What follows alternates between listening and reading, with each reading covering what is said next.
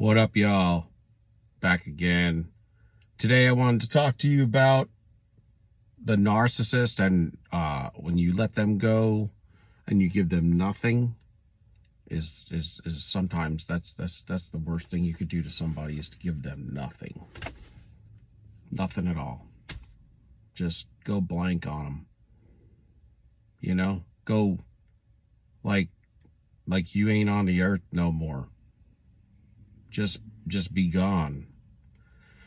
And when you're gone completely, there's something to say about the detachment that takes place. And you really just need to not care what the narcissist thinks. And when you get to that level of you're just kind of like over the narcissist is like old news to you, you know?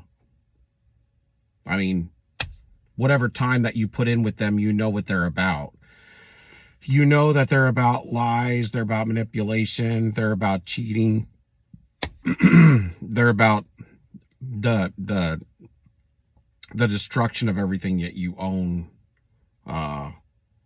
They're psychologically messing with you to the point, to the degree, and at some point you have to accept the fact that, you know, it's your fault too, because you are aware of this if you're on these channels and stuff. And you know, I have to take my responsibility for that too, in the ones that I was in. You know, so we all have to be responsible. You know, we know the narcissist isn't going to be responsible, but it doesn't matter because we're not attached to them and we don't care about them. At some point you have to just accept the fact that you have been messed with. Yes, it was unreasonable. Yes, it was unresponsible of them. Yes, they have no accountability. Yes, they have no love and they don't care about you, and they were out to destroy you and pretty much did destroy you down to a certain level in life, to where and in your emotional stature and your spiritual stature. And it was brutal. It was unfair. They smeared you with people around you. They've done so many evil things, yes. But at some point, you're not going to get no refund. Really. Your only refund is this, is to, and I'm not, I'm not trying to be hard on nobody, but I'm just trying to speak from my heart, you know.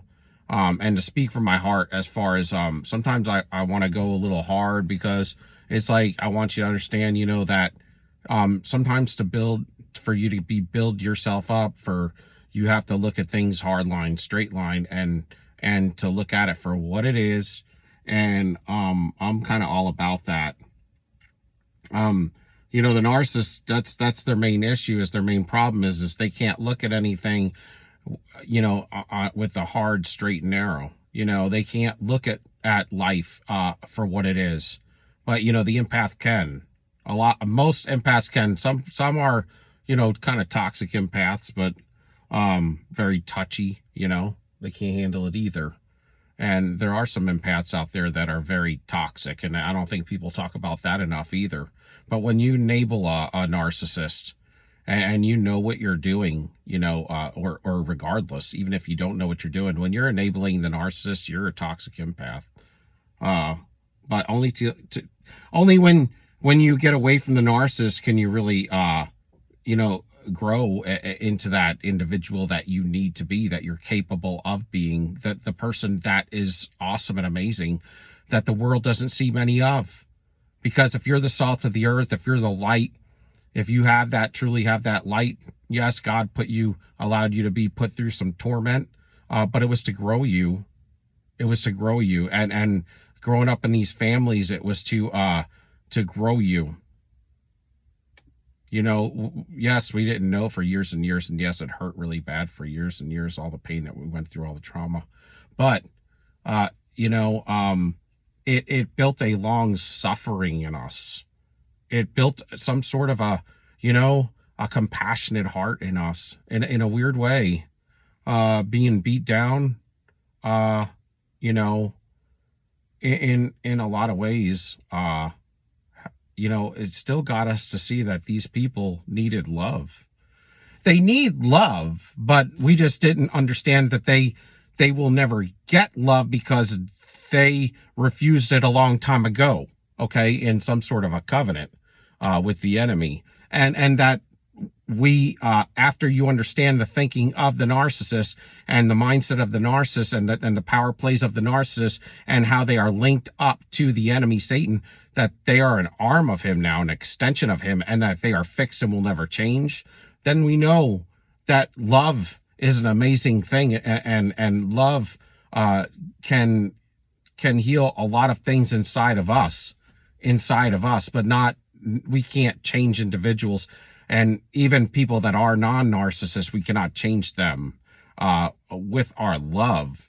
So, but in the case of the narcissist, I think that we thought for a long time that we could, and we thought for a long time that, love conquers all, and love conquers all for the ones that want the love, but the love is not going to be from person to person that's going to conquer all. It's going to be from God to the person, and the person has to be willing to accept God's love. And to accept God's love is to take your ego down, to bring that ego down, to bring that pride down, and to accept the fact that we are nothing like God, and we will never be anything like God, but we can repent, and we can live a chosen vessel and have him be our God, because there's lesser gods that are like the enemy that they chose to be with, they are in tune with, they dance to. And so when you're with the narcissist will put you in a box slowly, and that's why part of the reason that they came to you is because they need to destroy goodness in some weird way. They have instructions to assassinate us, and to come to us, target us, and become parasitic to us, to drain us of our love and our goodness. And that it causes us to be detached, because if you're an empath and you're with a narcissist for a long period of time, we're talking like a 10 years like I was, you'll become a zombie. You'll become a shell of a man, or a woman, just like they are, except for they're still being controlled as zombies. You'll just be a shell.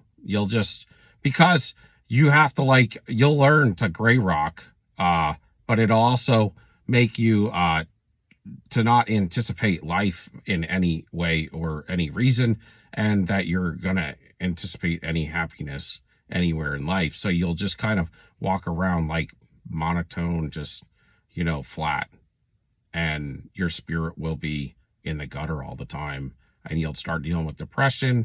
And the thing is when you deal with a narcissist and you get in these situations where they cause reactive abuse, and even if you get away from that and you start to gray rock them, the thing with them that's so frustrating for an empath that's in a love partner relationship with them is anytime that you have an issue, an argument, or a disagreement, it's not that you ever want to argue. Empaths don't want to argue, but we do want to come to understandings with confusion that we have amongst us and our partner, so we want to have a discussion, right?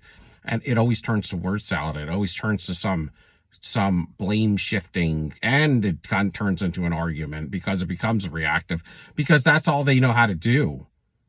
Is because they're always, not always, but I mean, typically they're going to be guilty, and they never can deal with their issues. And so you start, as the empath in a love partner relationship, you start to carry these things around with no answer, no resolution. And that's why it gets increasingly worse.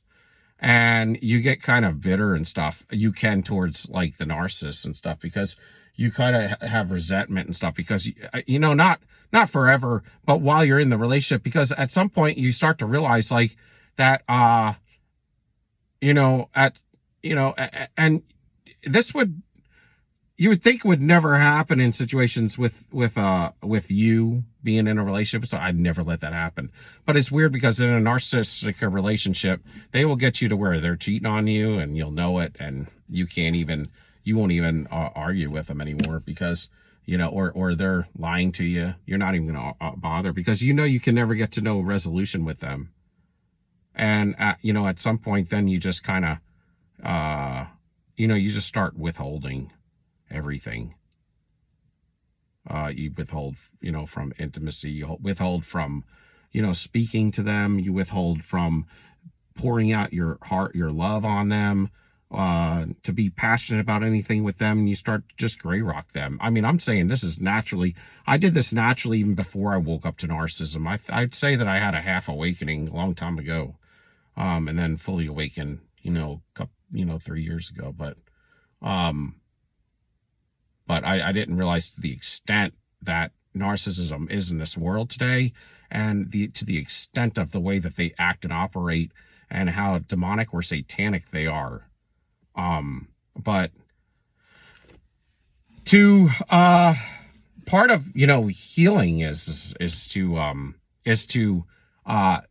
just, if you can get to a point to where, I don't know, I think at some point it being away from them is huge, but to some point you're gonna say to yourself, man, what was I thinking to ever want to be with them? When you can stand far enough back and you've had enough time to think on these things and to clear your head, because they have subliminally messed you up. I mean, a lot of times they go in between the carrot, which is like kind of like giving you a little bit of a golden period, or a love bomb area of time, and intermittent reinforcement, right? So you get the stick of them beating you, and then after that, when you can't take any more beating, then they give you the carrot for a little while. Stick and carrot in between that, that's how they control you. And it's sad, but that's the life that they choose. And so when you stand back and you get away from them and you heal, you're going to elevate above them, and it's going to get to a point to where once you really detach from them, part of, if you can focus on it, and this is what truly has to happen anyway, whenever you leave a narcissist, if you've been with them for a long period of time, you're going to be devastated everywhere, probably, maybe financially, and, physically, mentally, spiritually.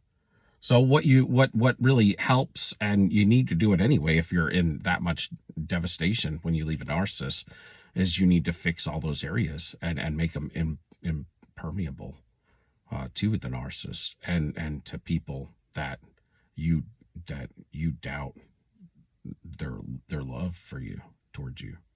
So if you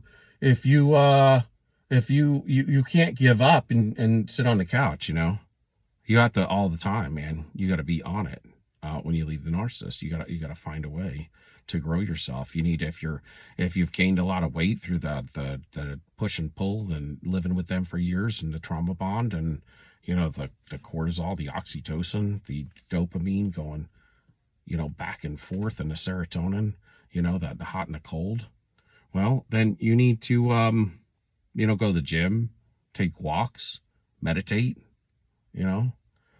if you're religious, go to church and praise and worship, and ways to expel this negative energy and to get your hormones in check, and your body back in check, and, eat right, lean, and, if you have $50,000 in debt, and then, you gotta start, getting it down, set up, a budget to work on it, and if you're, drinking a lot, quit drinking, things, if you start making positive, steps in a new direction, then you're gonna start to get excited, because what you think you can't do today, if you continue to do goodness and righteousness every day, if you continue to walk down the right path instead of all this folly that you've been in with the narcissist.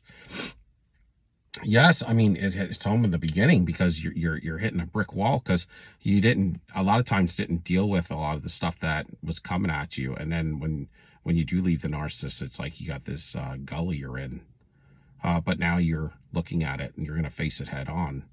You know that with the narcissist you could never get anywhere, but now without the narcissist, at least, yes, I may be looking at a hill to climb to get out of debt, to get to looking better and looking right and doing things right.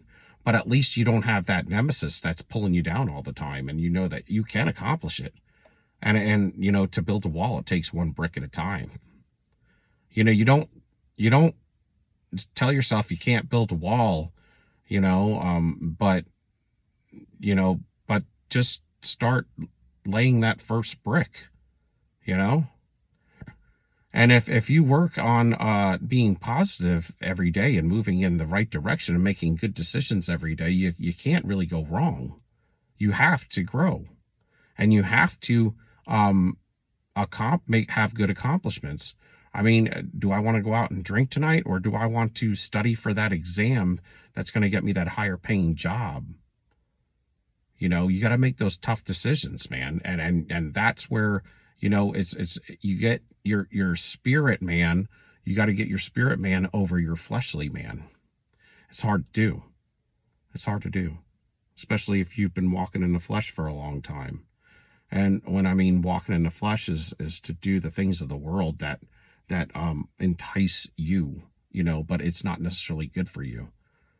Do I want to eat those French fries, or do I want to eat that lean grilled chicken? Well, the lean grilled chicken is the better option, and these are things that we all know. And, I'm speaking to the choir first. I'm speaking to myself first because, I could eat better. I could work out more. I could do, other things too. So I'm speaking to myself first. But I'm in this with you. So it's like, you got to, grow yourself. Do I want to lay on the couch and eat ice cream all day? Or could I go out there and do some yard work? Make the yard look nice, rake those leaves so that next year the grass will grow in thicker, and it won't look like I don't care out here. Reading the word. I mean, I think that you could read the book of Proverbs is like, I think it's 31 chapters. It's supposed to be like one chapter for every day. If you could do that, it's the book of wisdom, man, and it'll teach you a lot of things, and it will help, renew your mind. I do believe the word helps to strengthen me and renew my mind. It does bring clarity, and it does put things in order for me. And I think that, healthy choices in friendships are very good and wholesome. So think on those things. I think that that's just some things to think on. But staying away from the narcissist is a must, because you just want to dry out from them. There's this negative energy attached to them, and there's a lot of psychological, and there's a lot of spiritual stuff around them that messes with your head. And you got to get detached from them, and you have to break free from that and unplug from that. And when you do, then you'll be thinking clearly again. And that's why that 6 months of no contact is a very must, because it helps you to detach from all of those things. And then when you run into the narcissist down the road, they're still going to be in their loop. See, they put you in a box. The narcissist puts you in a box because you are meant to grow, to expand. We're builders. They're destroyers, okay? We have the light of God. I mean, uh, I mean, you want to love the Lord and you want to be saved, but we have the light of God, and we want to expand. We want to build. They just want to destroy. So when you get a builder and a destroyer together, it just doesn't. It creates chaos. I mean, you're fighting each other. I mean, internally, and that's why you end up fighting yourself, because you're a builder and they're a destroyer. So you're in the company of a destroyer in your home, in your relationship, in the roles of your relationship, your love partner relationship. So you are utterly and all intent sleeping with the enemy. Everything that you do, they're trying to size you up and they're trying to cut you down. Everything. They're trying to get over on you. They're the enemy. You're sleeping with the enemy. You're living with the enemy. You're telling the enemy everything that you're doing, and it's never good for you. So you have to leave the narcissist. I mean, eventually they're going to leave you anyway. But they're cheating on you and doing all these things. Let them do that with somebody else. But your intuition, you're fighting against it. Your intuition is telling you no, and you're running that over. You can't, you're closed from God. I mean, any prayer life, anything that you can't even talk to God, it's like you're shut down, because this narcissist, and then they have their cohorts, their flying monkeys that end up coming around too, and then the whole strength of everything negative is around you, and it's just eaten off of you. You're the plate of food. And so you're just secluded, and you're just going to walk in a lot of depression and stuff until you decide to take your power back. See, God's given you a way out. You just have to take it. You have to grab a hold of his hand, right? His right hand. I will grab you by your right hand. And they want to put you in a box. I mean, you may have friends, they'll shut your friends down. You may have a good, family relationships, they'll shut them down. They'll get you to not want to be around them. Then they'll get you to where if you were productive in building a business, they're going to shut that down. They're going to keep you in a house secluded. They're going to lie to you, cheat on you, fight with you, word salad with you. And if you're going to church, you're not going to be going to church anymore. If you're working out, they're going to make fun of that until you quit doing that. If you were eating healthy, now you're not. I mean, you're not even going to be looking good. You're not going to be acting good or acting right. People are going to be scratching their head. Then you're going to have reactive abuse. They almost turn you, like I said, what they feel like in the inside is what they turn you into on the outside, what people will end up seeing and looking like. On the inside of their heart, there's nothing there. They're evil. They're hollow. That's what you start looking like. You look like that. They'll be smiling, and you used to be. Now you'll be frowning. You used to look good. Now you're looking ugly. You used to be fit. Now you're unfit. You used to have a Rolodex of people, friends, and family, and people you'd hang out with. Now you can count them on your fingers. You used to have it going on in all different directions. You had many things going on. You were building something there and doing something there and expanding over here, thinking good ideas about the next thing you're going to do. Now you got nothing. They shut it down. Now you're just sitting in the house like a hermit, and they blame shift onto you. They use you for their abusive puppet. I mean, they're a puppet for the enemy, and then they make you their puppet if they can. And then they beat you down, physically, mentally, spiritually, psychologically, emotionally. And then they walk out smiling because you just regulated them. And the thing is with fake people, I mean, we're not fake, they're fake. And they have to wear that fake mask, and you're the one that props it up. By you regulating them, letting them throw all that crap onto you, that builds that mask up. But everything that they do is fake. And that's why I think that they need a lot of energy too. They need a lot of energy because they're also doing a lot of psychological stuff. They're doing a lot of subliminal stuff. They're doing a lot of voodoo, witchcraft. Witchcraft takes a lot of energy, and so does when you're fake. It takes a lot of energy to prop something up fake in this world system and make it real. You know. And another thing is, somebody, I think it was Brian, they called them Satan's foot soldiers, and they are. And part of the reason why they send them out to all of us is because we believe the truth. We generally speaking, we live off truth.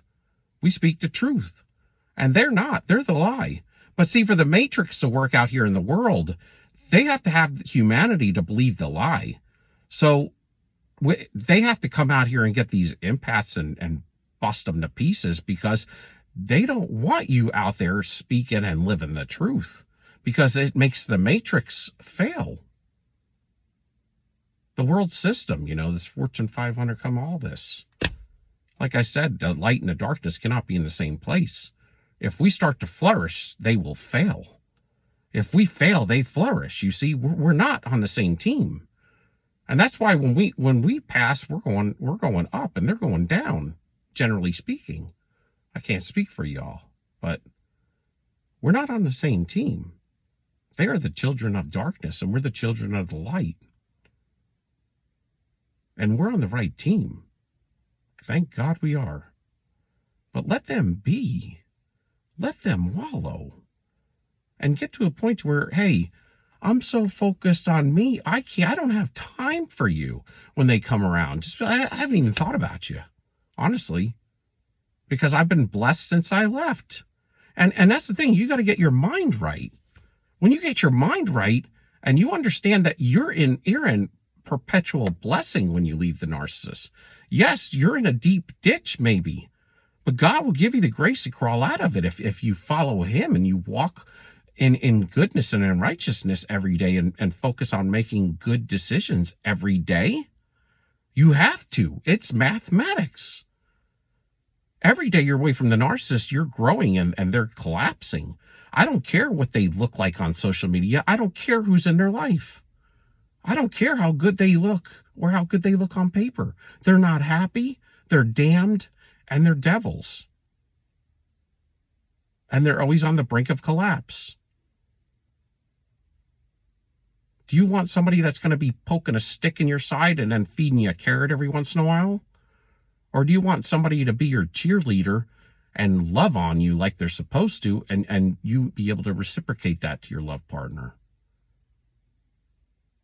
Because I like the cheerleader idea. I like when I have vision for something and they get behind me fully, man, and they cheerlead me on. And I could do that for them as well. The narcissist is never going to do that. They're going to knife you in the back.